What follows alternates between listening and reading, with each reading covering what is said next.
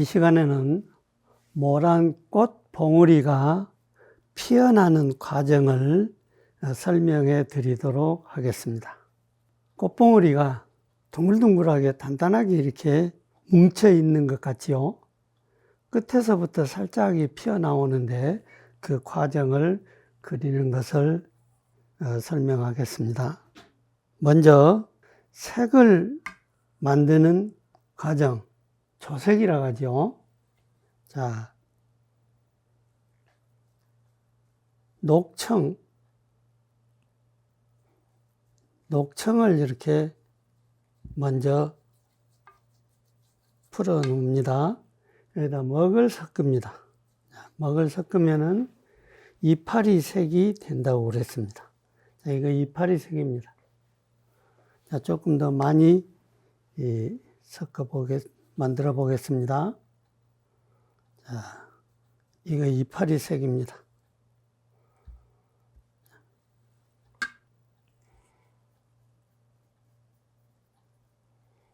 자, 알기 쉽게, 자, 녹청입니다. 녹청에다 먹을 섞었습니다. 자, 녹청에다 먹을 섞어서 나뭇잎 색을 만들었습니다. 거기다 돼지색을 섞습니다. 돼지색을 섞으면 자, 이렇게 나옵니다. 더 옅은 색으로 하면 자, 이렇게 나오죠. 이걸 가지고 이제 그림을 그립니다. 자, 꽃봉오리를 전 시간에 공부했던 꽃봉오리는 지금 이렇게 크게 만들었습니다. 크게. 이렇게 돼 있죠? 자, 이렇게 돼 있습니다. 피어나는 과정은 위에를 살짝 이렇게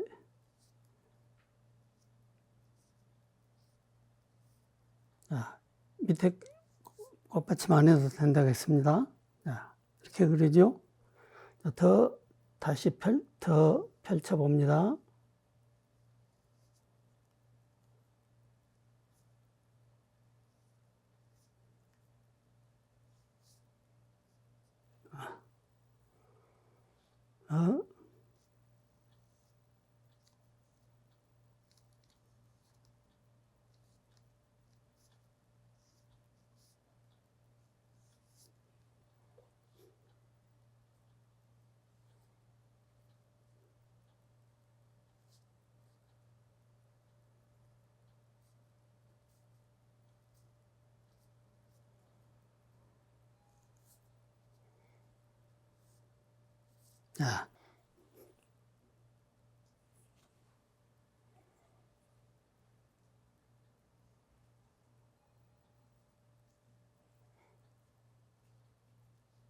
자, 꽃이 점점 피어나오는, 점점 꽃이 커 보이게 그리면 되겠죠. 크게 그리면.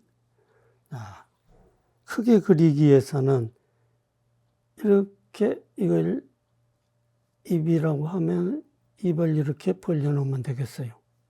자, 이렇게 나중에 해도 되죠, 이걸. 자, 이렇게 해서 이렇게 씁니다. 화조와 길잡이 모란편 31조, 32조, 33조 이렇게 참고로 하시면 되겠어요. 자, 그러면 꽃을 싸고 있는 화포가 점점 펼쳐집니다. 자, 이렇게 점점 자, 이렇게 펼쳐졌다. 이 꽃받침이 있다가고 자, 이렇게 있다. 이걸 더 크게 그리면 되겠죠?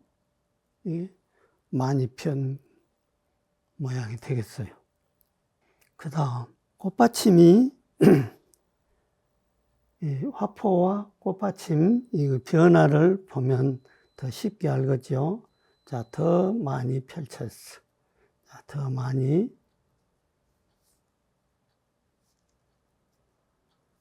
자, 이렇게 이동을. 자, 이렇게 꽃봉오리를 이렇게 감싸고 있던 것이 점점 이렇게 벌어집니다. 그래서 이렇게 되는 경우도 있겠죠? 이렇게 되는 경우도 있을 것 같아요. 그런 경우는 지금 이렇게 되겠죠? 점점 커집니다. 그 다음 이것을 꽃받침을 먼저 그리고 꽃을 그리는 경우는 점점 꽃이 커지니까 꽃받침을 점점 펼칩니다. 펼쳐. 이렇게 되겠죠? 많이 폈습니다. 더 피면 필수록 꽃받침이 꽃을 받치고 있는 방향이 점점 각이 넓어지죠. 넓어져서 활짝 피었을 때는 180도 이상 이렇게 펼쳐집니다. 그러니까 펼쳐지는 과정을 꽃받침으로도 표현할 수가 있어요. 그런데 꽃받침을 그리고 꽃을 그리면은 꽃 모양이 좋지 않죠. 지금은 꽃받침을 먼저 그리고 꽃을 그렸어요. 근데 꽃을 먼저 그리고 꽃받침을 그리는 것을 공부해 보도록 하겠습니다. 자, 꽃을 먼저 이렇게 감싸고 있어요. 이렇게 조금 편한 그런 것이죠. 이렇게 그린 다음에 이 사이에가 이렇게 꽃받침이 이렇게 들어갈 것 같아요. 자, 이러면 꽃 모양이 보기가 좋죠. 자, 이렇게 한번 더 그려봅니다. 밑에다. 다시 한번 그려봅니다. 피는 과정, 꽃을 그릴 때 꽃잎 표현하는 방법이 두 가지가 있습니다. 화조와 길잡이 모란편 오쪽에 보면은 붓끝을 아래쪽으로 향하고 붓끝을 위쪽으로 향하고 하는 방법이 서로 다르다는 것을 그 설명을 해드렸습니다. 자, 한번 보겠습니다. 붓끝을 아래쪽으로 해가지고 이렇게 지금 이 피는 과정에서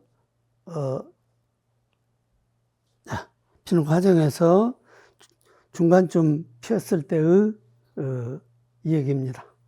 붓끝을 아래쪽으로 했을 때이고 붓끝을 위쪽으로 했을 때입니다. 자, 이것도 맺힌 것이죠. 자, 맺힌 겁니다.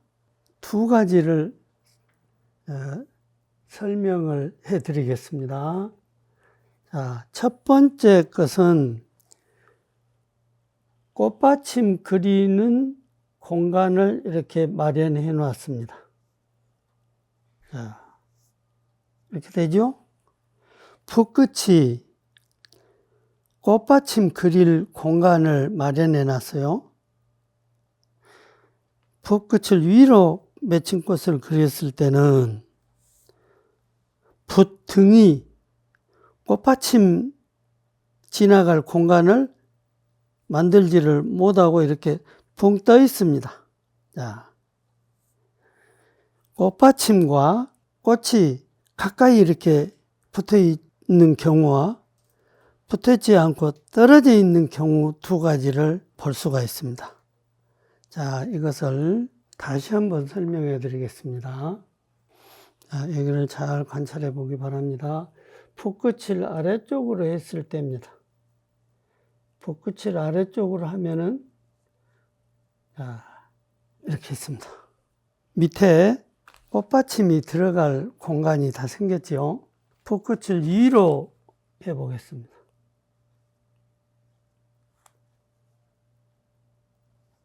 자, 이렇게 됩니다.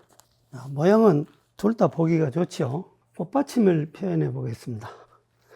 꽃받침을 그릴 때는 이렇게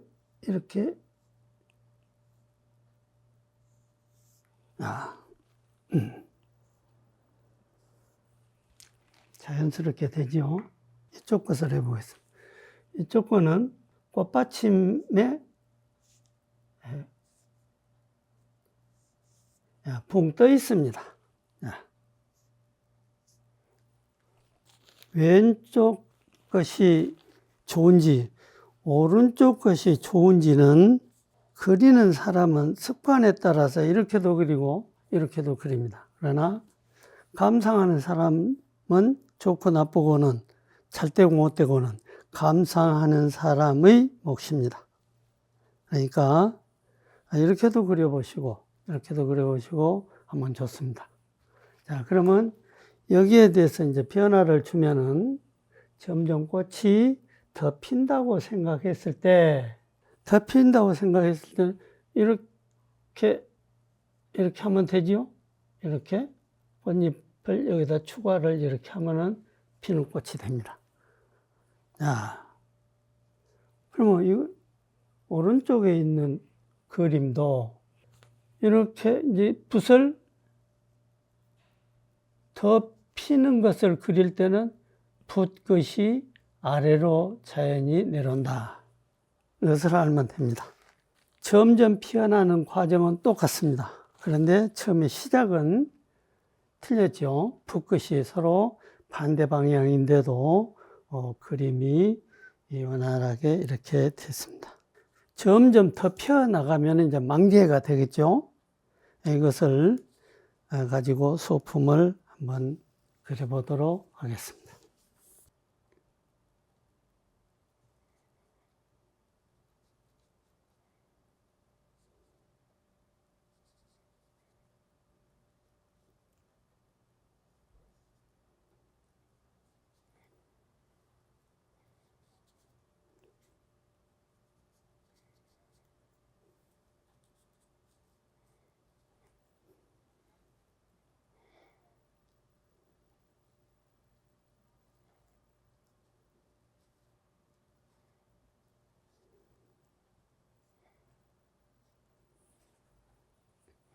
자, 완전히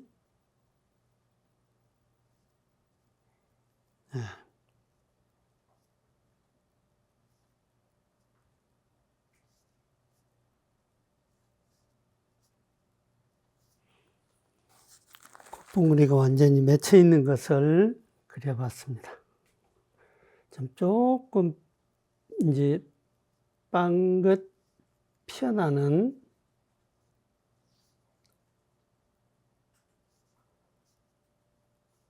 위쪽에가 많이 있겠죠.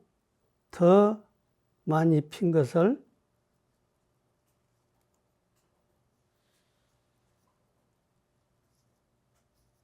이렇게 표현하면, 자, 여기다가 이렇게 칠하면 되죠. 자, 이거는 더 많이 피었습니다. 네, 더 많이 피었어. 이보다 조금 더 핀 것을 아까 두 가지 설명을 했었죠. 자, 붓 끝을 아래쪽으로 해서 맺힌 것을, 자, 피어나는,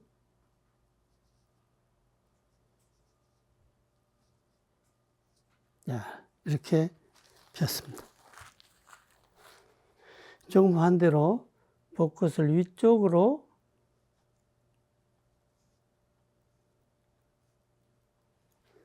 해봤습니다. 더 피어나는 표현은 양쪽 다 똑같다겠습니다. 이거는 꽃받침이 이렇게 되겠어요. 이거는 이렇게 되겠죠. 꽃받침이 꽃잎과 맞닿아 있지 않죠. 서로 비교를 해보고 잘 그려지는 걸로 선택해서 하면 됩니다. 이 파리를 그려보도록 하겠습니다. 이거는 지금 모두 이거는 덜 자란 꽃입니다. 이파리도 덜 자랐죠. 이렇게 비교를 하기 위해서 똑같은 걸로 이렇게 그려봤습니다. 여기도